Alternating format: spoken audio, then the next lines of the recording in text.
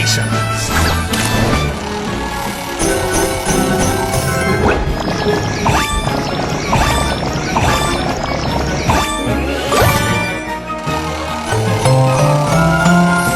Ultimate win! Claim 3 million free coins! Tired capacitor inside it is dead, except this one piece of acrylic that is still flawless.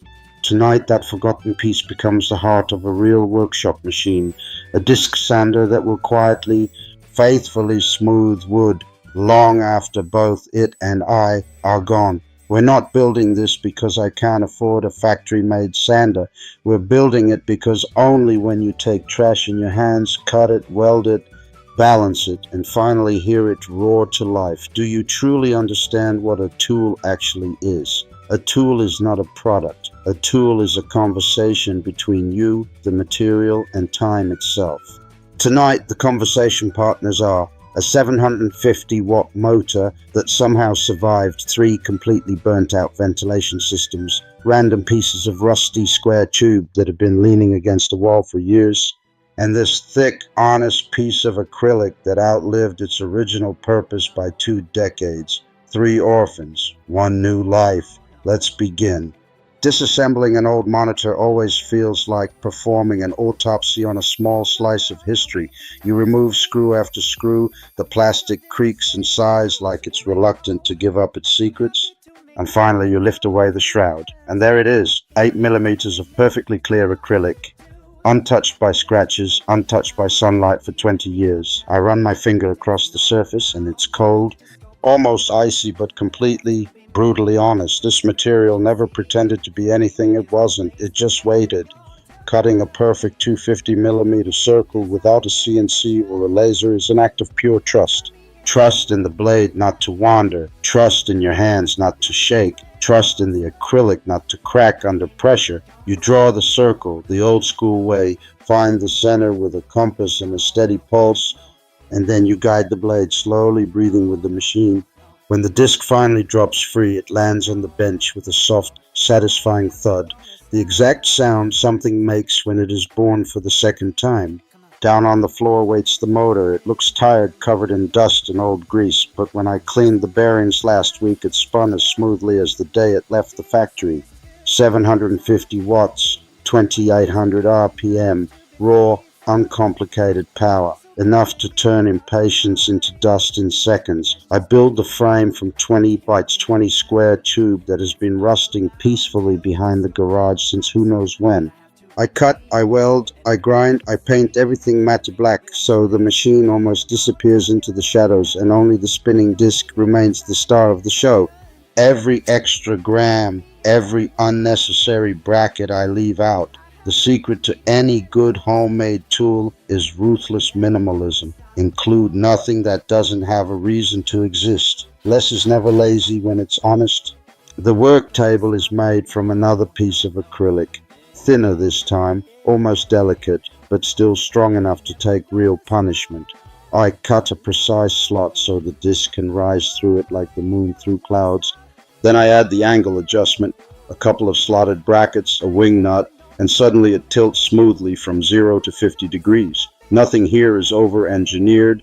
Nothing is fragile. It's crude, honest, and accurate to within half a degree, exactly what you need and not a single thing more. Across the entire face of the big disc, I glue industrial-grade hook and loop. When the first sheet of 80 grit abrasive rips onto it, the sound is pure commitment, like tearing open a letter you already know will change everything. Under the table, I weld a simple 50mm dust port aimed directly at the point where wood meets grit. Later, when a shop vac is connected, the storm of sawdust will vanish before it even learns your name. Clean work is respectful work. First power-up is always the moment of truth. The disc wakes, slowly finds its balance, then suddenly screams into full voice. For a split second, I'm afraid the acrylic will explode into 1,000 shards, but it doesn't. It just sings. I take a rough piece of oak that has been sitting in the corner since last winter and press it gently against the spinning surface.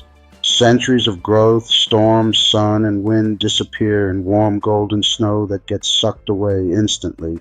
There is a deep, almost spiritual peace in that moment, watching time itself being erased while simultaneously creating something smooth, something new, something that will probably outlast me by another century. I switch to 240 grit and run the same board again. One more pass and the surface feels softer than skin, warmer than skin, alive in a way no piece of fresh lumber ever feels. This machine doesn't simply remove material. It removes noise from life. It removes hurry. It removes every excuse we ever had for doing things halfway. Real smoothness is never an accident. It is thousands and thousands of tiny, deliberate, controlled destructions, all moving in exactly the same direction.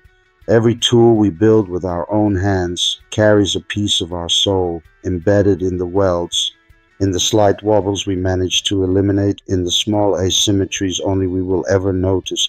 Factory machines are perfect, cold, interchangeable, soulless. This S-turn sander has my fingerprints in every corner, my tired late-night welds, my quiet stubbornness that refused to give up when something didn't fit the first time. That is how you know it is truly alive. Years from now, long after I'm gone, someone else will walk into this shop, flip the green button, and hear the same low growl rise into a scream. They won't know my name. They might not even know the story of the old monitor that gave its heart to make this happen. But they will feel the patience, the care, the thousands of small decisions spinning at 2,800 revolutions per minute. And in that moment, the conversation that started tonight will continue between them, the wood, and time itself. That, my friends, is why we build. Not for likes, not for views, not to prove anything to anyone.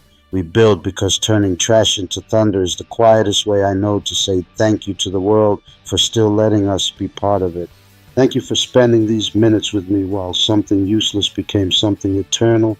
If this spoke to you even a little, leave a like, write in the comments what forgotten things you have brought back to life. I read every single one. Until the next time we make the impossible feel obvious, keep your hands dirty, your heart quiet, and your shop full of second chances. See you in the dust.